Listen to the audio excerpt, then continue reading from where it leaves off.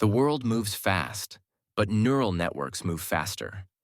Stay informed with Neural Newscast, your AI-powered, human-reviewed source for the latest headlines. Thanks for joining us for this Neural Newscast Deep Dive. I'm Jason, your business correspondent, and alongside Nathaniel, our science reporter, we're digging into some intriguing stories. On this day in 2001, the Library of Congress moved quickly to collect original materials documenting the attacks on the World Trade Center and the Pentagon, preserving first-hand evidence for future generations. That rapid response carries enormous weight, prioritizing contemporaneous evidence while the nation was still processing the attacks ensured the record began with what people actually saw, felt, and saved.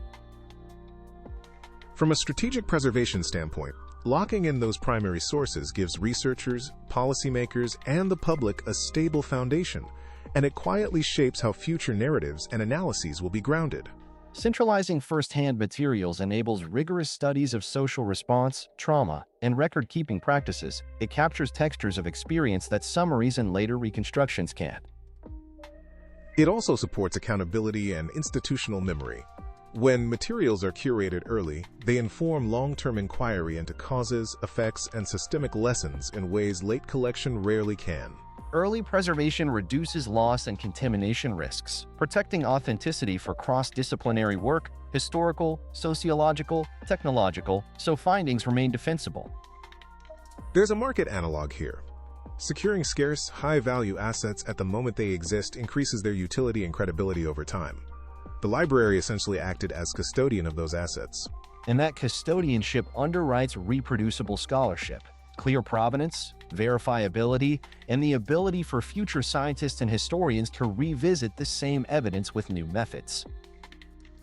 It's a reminder that archival decisions made in crisis have outsized influence on understanding for generations, shaping education, policy debates, and collective memory. In short, preserving first-hand evidence immediately anchored research and public understanding to sources closest to the events themselves.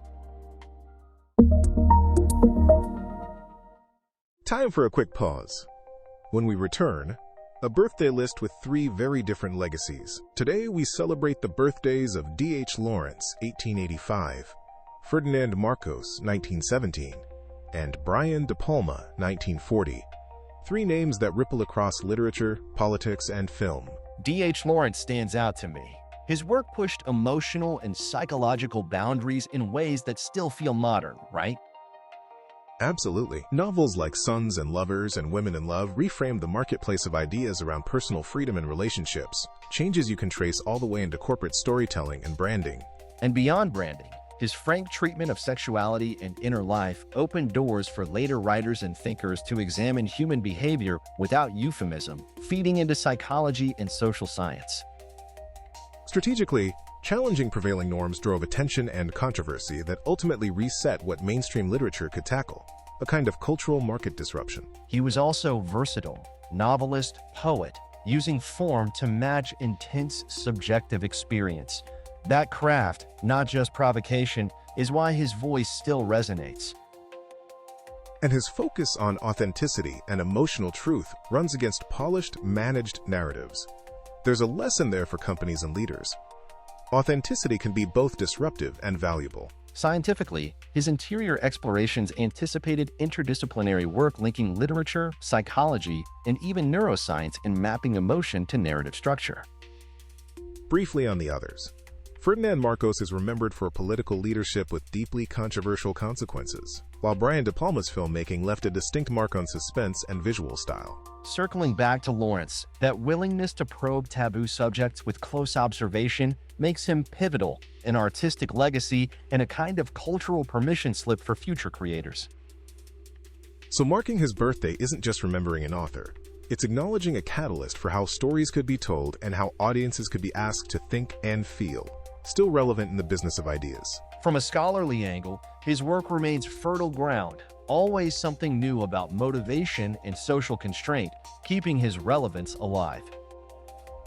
In short, Lawrence's daring and depth created ripples across literature and culture that continue to inform strategists, storytellers, and leaders. And those ripples are why we keep reading him today, not as a relic, but as an ongoing conversation about the human condition.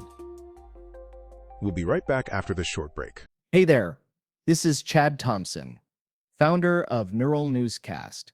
If Neural Newscast helps you feel more informed, I invite you to explore more of what we do. For all our shows, including deep dives and special reports, visit neuralnewscast.com. Welcome back to Neural Newscast Deep Dive. Let's keep the momentum going. A group of cats is sometimes called a clutter. That phrasing catches people off guard because it undercuts the tidy stereotype we attach to cats. It does. Clutter evokes disorder, a neat linguistic twist given how cats can seem aloof one moment and chaotic the next.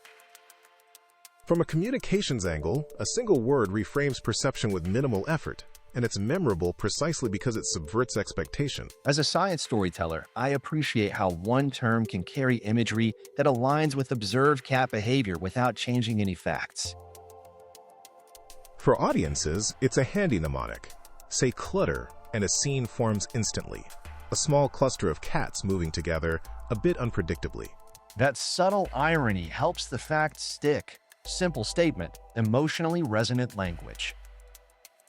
It's useful for writers and presenters too. Dropping clutter into a line elevates description while staying strictly factual. And for listeners who love precision, the phrase remains exact and unembellished. A group of cats is sometimes called a clutter. Short, crisp, and a little playful, all in one factual package. Perfect for passing along. The accuracy holds, and the delivery invites repeat telling. We hope you enjoyed this deep dive. For Jason and all of us at Neural Newscast, I'm Nathaniel. Join us next time. You've been listening to Neural Newscast. Visit us online for past stories, share today's episode, or subscribe for daily updates at neuralnewscast.com. At Neural Newscast, we mix real voices with AI-generated ones to bring you fast, high-quality news. Every story is created with AI but reviewed by humans to keep things accurate and fair. While we do our best to prevent mistakes, AI isn't perfect, so double-check key facts with trusted sources. Want to know more about our AI process? Head to nnewscast.com.